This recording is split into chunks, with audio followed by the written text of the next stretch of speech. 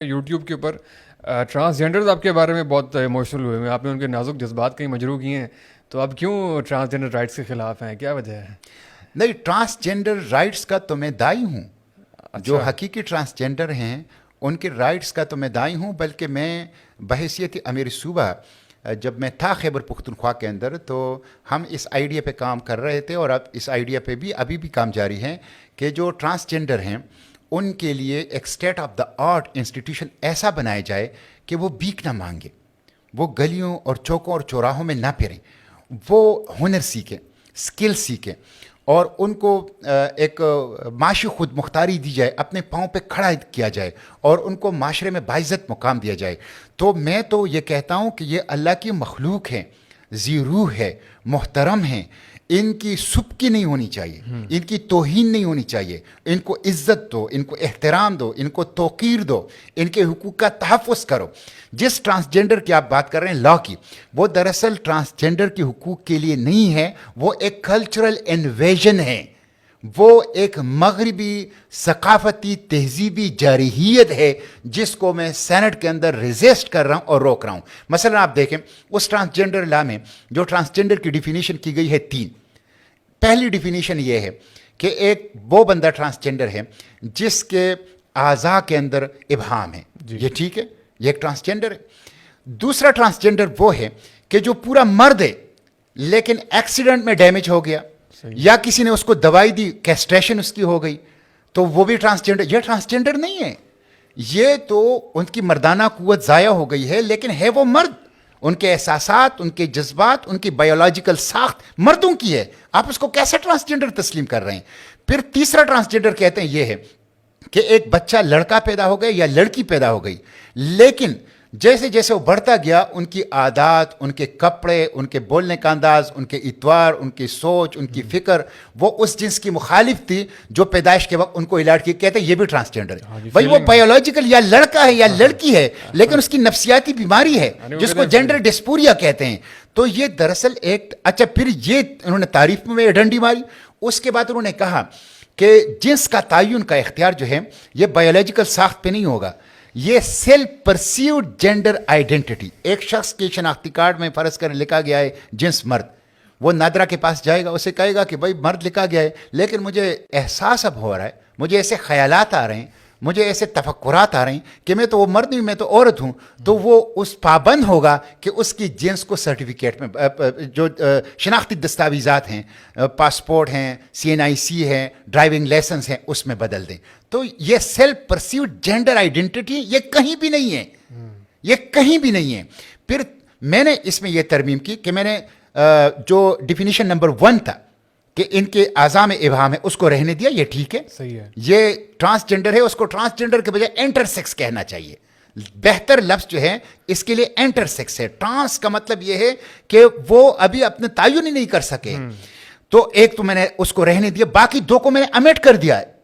2 کو میں نے امیٹ کر دیا. میں نے کہا یہ دوسرے نمبر کی ڈیفینیشن تو مرد ہے لیکن حادثے میں ڈیمیج ہو گیا، ایکسیپٹ ہوئی ہے وہ آپ کی امینڈمنٹ؟ ابھی پروسیس میں. اور پھر میں نے سیلف پرسیوڈ جینڈر آئیڈینٹی کے بجائے میں نے یہ کہا کہ آپ میڈیکل بورڈ تشکیل دیں. ایک شخص اپنی جنس اپنی قومی دستاویزات میں تبدیل کرنا چاہتا ہے، وہ ایک میڈیکل بورڈ کے سامنے پیش ہو. اس میڈیکل بورڈ میں ایک پروفیسر ہو، ایک سرجن ہو، ایک گائناکالوجسٹ ہو، ایک میڈیکل آفیسر ہو، ایک سائیکالوجسٹ ہو. وہ یہ فیصلہ کرے کہ یہ جو دعویٰ کر رہا ہے یہ ٹھیک ہے یا ٹھیک نہیں ہے. اس لیے کہ بہت اہم مسئلہ ہے، اس میں آپ کا قانونی وراثت انوالو ہے. قانونی وراثت، ایک شخص عورت ہے اور وہ مرد بن جاتا ہے تو اس کی وراثت میں 2 حصے ہو جائیں گے. اس میں آپ کی جو آئلی قوانین ہے، آپ جو نکاح پڑھاتے ہیں تو نکاح خواں عالم کے سامنے آپ لڑکا لڑکی کو پیش نہیں کرتے، ان کے شناختی کارڈ کو پیش کر دیتے ہیں اور اس کی بنیاد پہ وہ نکاح. تو اس کے نتیجے میں جو آپ کے آئلی قوانین ہیں اور جو آپ کا میرج سسٹم ہے وہ ڈیمیج ہوتا ہے. اس لیے میں نے کہا کہ اس سے آپ ہم جنس پرستی کو اور جو شادیاں ہیں ایک ہی جنس کے اندر آپ اس کو رواج دیں گے, اس سے آئلی قوانین کے اوپر ضد پڑے گا, اس سے آپ کے جو وراثت کے قوانین ہیں اس پہ ضد پڑے گا. اس کے نتیجے میں جو مسلم خاتون کے جو احترام ہیں کہ وہ ایک بندہ مرد ہے لیکن اس کے شناختی کارڈ میں وہ خاتون ہے, وہ پولنگ اسٹیشن خواتین کے جا رہا ہے, وہ خواتین کے واش روم کو یوز کر رہا ہے, وہ خواتین کے لیے مختص مقامات کو یوز کر رہا ہے, تو یہ اس کے احترام کے خلاف ہیں. تو دراصل میں اس تہذیبی جارحیت کے خلاف ہوں جو کہ P T I, Peoples Party اور مسلم لیگ ان سب نے مشترکہ طور پر یہاں پہ انٹروڈیوس کیا ہے. مغرب میں بھی یہ قانون نہیں ہے.